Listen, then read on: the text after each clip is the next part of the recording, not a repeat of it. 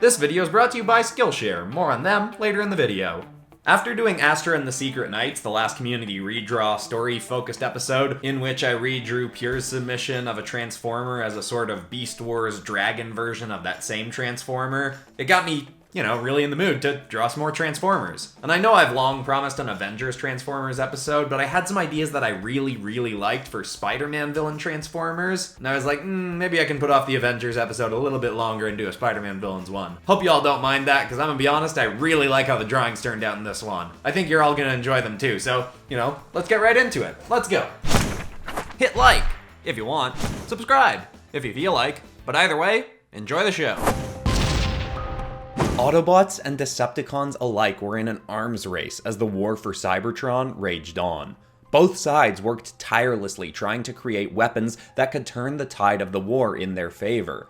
The Decepticons thought they'd finally done it by building a prototype Decepticon Kaigeron off-world to decimate the Autobot forces, but it was promptly destroyed by the genuine primal Kaigeron, Zillion Primus. And the reemergence of that mighty bot gave some ideas to a brilliant Autobot scientist, DocCon, a name he'd sadly only have for a short while longer. See, DocCon was working on a way to enhance the abilities of Autobot warriors. He'd lost his arm in a Decepticon onslaught in which his entire team had been wiped out, and he swore to find a way to ensure the Decepticons could never pull off a raid that decimating ever again. Alongside him was his trusty lab assistant, who generally went by the name Parkus. The young bot had wanted to fight for the Autobots, but he'd been deemed unfit for service, though that was something he was in the process of remedying. Now, DocCon and Parkus were currently working on an altered spark, one that when inputted into a being would give them enhanced strength and speed and potentially even the ability to regrow limbs once destroyed, an addition that DocCon was obviously heavily invested in. DocCon had led Parkus to believe most of their work was being inspired by Zillion Primus and his incredible power, but in truth, DocCon was also using stolen data from the lab of Shockwave.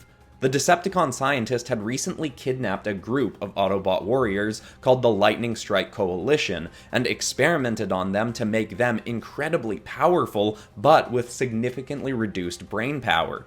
In secret, DocCon had been studying the alterations to the Coalition's leader, Grimlock, to try and recreate his experiment without altering intelligence.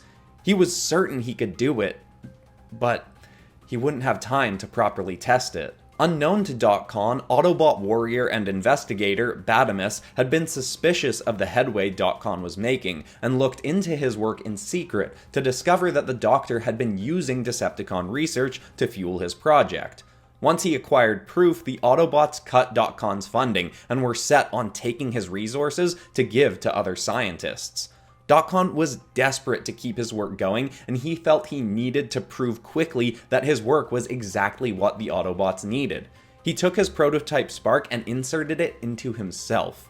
His body altered and shifted hue. In a glow of red sparks, his arm indeed grew back, looking more in line with his new appearance. He got bigger, and his body did alter form into something like that of Grimlock.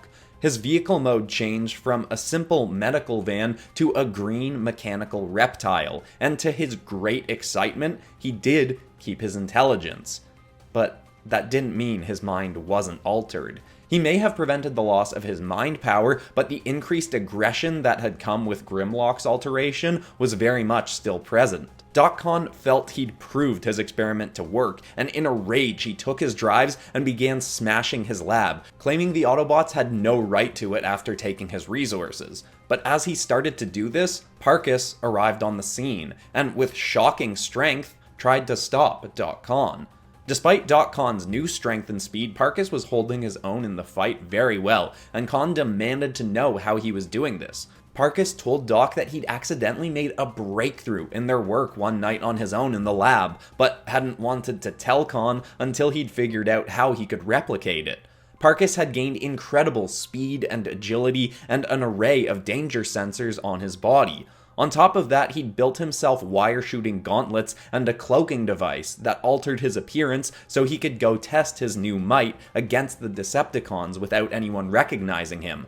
Parkus, who in the field went as Spiderack, told Doc that together they could show the Autobots that between them they were close to a breakthrough, that there was still hope. But DocCon only felt further betrayed by Parkus's secret. He fled the lab with his work and disappeared into the night, leaving behind his old life and even his old name, taking on the new moniker Lizex. He hadn't been sure of what to do next. Maybe he could build a new lab, or maybe even take his work to the Decepticons. But in the midst of his decisions, he was found by a brooding Transformer who claimed his boss was very interested in his work and was willing to give him whatever he needed to continue it. That was when Lizex was brought before the arms dealer, Confronting Normus.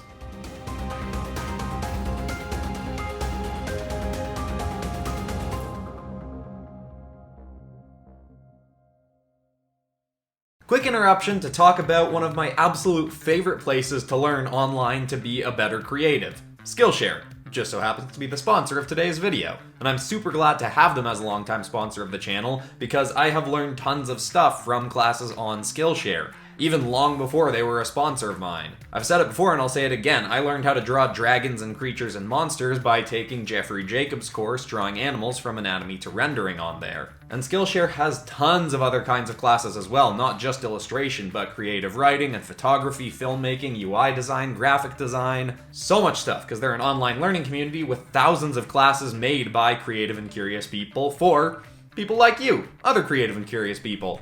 While I've been working this week, I've been listening to Productivity for Creatives, Build a System That Brings Out Your Best, a class by Thomas Frank. He's a YouTuber and podcaster and author and entrepreneur who's all about being more productive, and to build this channel over the last 2.5 years, I've had to be super productive, and I'm always looking for more ways to be, a little bit more productive. And if you want to start taking some classes on there, which I highly recommend, so much great stuff on there, it's less than $10 a month on an annual membership. And because they're the sponsor of today's video, the first 1,000 people to click the link in the description will get a free trial of premium membership, so you can start exploring your creativity. I definitely recommend Skillshare if you haven't tried it before. Go ahead, click that little link. But for now, let's get back into a couple more Spider-Man villain Transformers.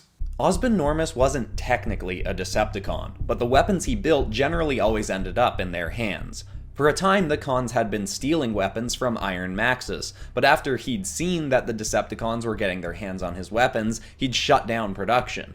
Now, they heavily relied on Normus's work, and paid him handsomely for it. When Normus had seen Lizex's success, he brought him in to continue his project and make alterations to it. His next test subject was actually the bot that had brought him in to meet with Normus, the ex-Decepticon Ram Brigade.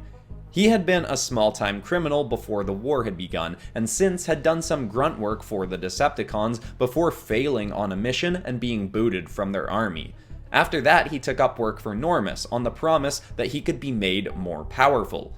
Unknown to Lizex, Ram Brigade, on his last outing for the Decepticons, had been thwarted by none other than Spiderack, and he blamed the young bot for his embarrassing exit from the Decepticon forces. Lizex made some changes to his work before trying to enhance Ram Brigade, pulling some aesthetic ideas from another member of the Lightning Strike Coalition, Slag. And when the experiment was completed, the already large bot had gotten bigger and more powerful and durable. They tested weapons on Ram Brigade's new body, and it seemed like nothing could puncture his new hide. His vehicle form was like a blend of an Earth Rhino and a military assault vehicle. In both his forms, he could move with incredible speed and smash through near any obstacle, though fast stops and turns were not his forte. He was sent on a mission to test his new might. He was tasked with destroying the new lab of a traitor to the Decepticon cause. Doc Lorian had used Decepticon resources for his work, only to turn on them after its completion. He now worked again for the Autobots, and the cons wanted payback. Ram Brigade eagerly set off and made sure to put on a show, hoping to lure out his nemesis. As the rampaging bot smashed his way through the lab, a few Autobots appeared on the scene to try and stop him, but none came anywhere close to halting the brute's raid. That is, until Spiderack appeared on the scene. In Parkus's new form, he was still a rogue agent for the Autobots, but the others were still eager to see him joining the fight. But so was Ram Brigade. Ram Brigade was about 4 times the size of Spiderack, and with his new strength he was far more than the young bot had ever taken on before. Anytime Spiderack got in close for a hit, his fists would just clang off the brute's hide. Ram Brigade's blows, however, were devastating. Every punch to Spiderack was like getting hit with an asteroid. Midway through the fight, Ram Brigade told Spiderack who he was.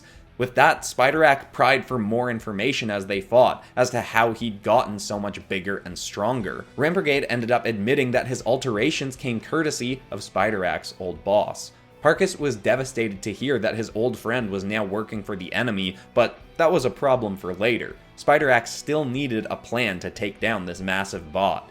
He started by luring the brute away from the lab. It was clear that Ram Brigade's main goal now was to take down Spiderack, so he was set on following the leaping, wire-slinging bot. Spiderack tried to get him to smash into thicker and thicker walls to try and knock him out, but he blasted through every single obstacle. Then, he decided that if he couldn't knock out the foe, he could at least trap him for a while. Seeing that Ram Brigade had a hard time slowing and turning, Spiderack led him to a massive cliff. He got close to the bot and let himself be struck in the direction of the cliff ledge. Spiderack faked an injury and pretended to have a hard time getting up, as the beast stormed towards him at full speed. At the last possible second, Spiderack leapt out of the way, and Ram Brigade, unable to stop in time, ran right off the cliff edge and careened into the gully below. It wasn't a permanent fix, as Spiderack knew the foe would survive, but it gave the Autobots time to prep for his return, and it gave Parkus time to find the new lab of his old friend. But he needed someone with access to enough resources to scan for the particular kind of spark now within DocCon's body. Spiderack knew exactly who he could turn to. In his Parkus form, he went to another old friend, one who'd had long invested interest in Parkus working for him someday. Parkus went straight to Confronting Normus.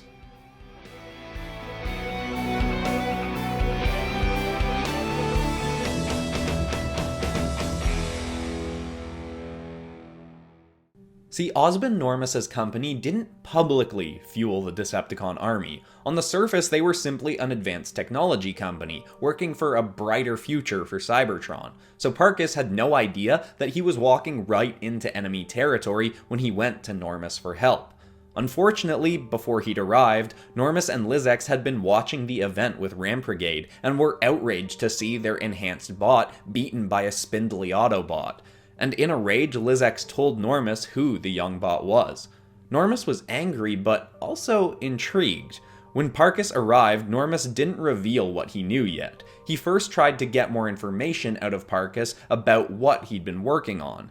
He thought he could get Parkus to admit to his alter ego, but little did he know, Parkus had appreciated Normus's interest in the past, but had also been a little unsettled by him. He didn't fully trust Normus, which was soon revealed to be justified. When Normus realized Parkus wasn't going to confess, he took him to the secret lab where Lizex was working. Parkus was struck from behind and then strapped down. If he wouldn't reveal information about the project that had given him his power, then they'd simply pry the spark from his chest and study it themselves. But Lizex was hesitant. While he had felt betrayed by Parkus, he couldn't just kill the bot in cold blood. He tried to convince Normus to simply study Parkus alive, but Normus refused.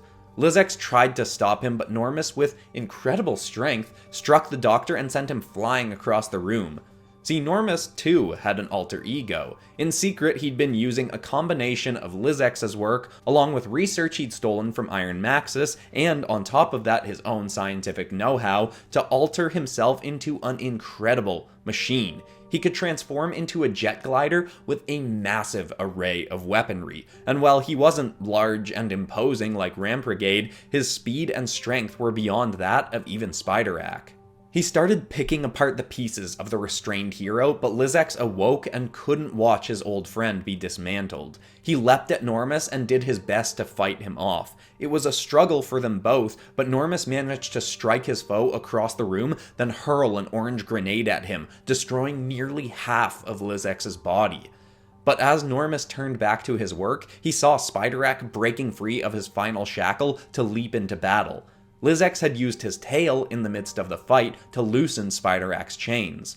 Normus shot out of the lab to take the fight into the air. Spiderack could keep up to a certain point, but his grapples couldn't take him above the city. Normus, still holding an airborne advantage, stayed out of reach and shot missiles and hurled grenades at his foe from afar. Spiderack was dodging as best he could, but Normus was too well armed. Parkus was getting hit more than he could handle and was starting to slow. Finally, he managed to zip 2 grapples onto 2 oncoming grenades, then hurled them back at Normus. The villain dodged one, but the other erupted behind him and cracked one of his wings. He started to spiral through the air, and Spiderack got his shot. He leapt at the foe and latched onto his back. He pulled every weapon he could off of Normus in an attempt to disarm him, but Spiderack underestimated his foe's arrogance. Normus thought he could survive more damage than Parkus, so he pulled out 2 grenades and detonated them both in his hands. Parkus's danger sense had activated just in time so he could leap away a second before the explosion. He'd been hit, but not nearly to the same severity as Normus, who shot to the ground in a flaming heap. Spiderack was sure his foe was dead, so he bolted back inside to check on Lizex. He found his old mentor, whose body was slowly rebuilding itself. Parkus sincerely thanked him for his help and apologized for his previous deception. He tried to convince Lizex that with the right persuasion, the Autobots might accept him back, but he refused every argument. Lizex promised to halt his work for the Decepticons but had no intention to return to the Autobots. He decided to set off on his own to try and correct some of the mental alterations to himself, but promised to check in on Parkus every now and then. It was a sad goodbye, but at least Spiderack knew his old friend would be safe. After that, Spiderack would go outside to see what remained of Normus, but to his great shock, the body was gone. Had someone taken the remains, or had Normus somehow survived the explosion? Either way, Parkus would be ready for further duels with whoever came for the Autobot forces. He'd prove to be one of the best little soldiers in the Autobot army, fighting as his soon-to-be famed alter ego, the amazing Spiderack.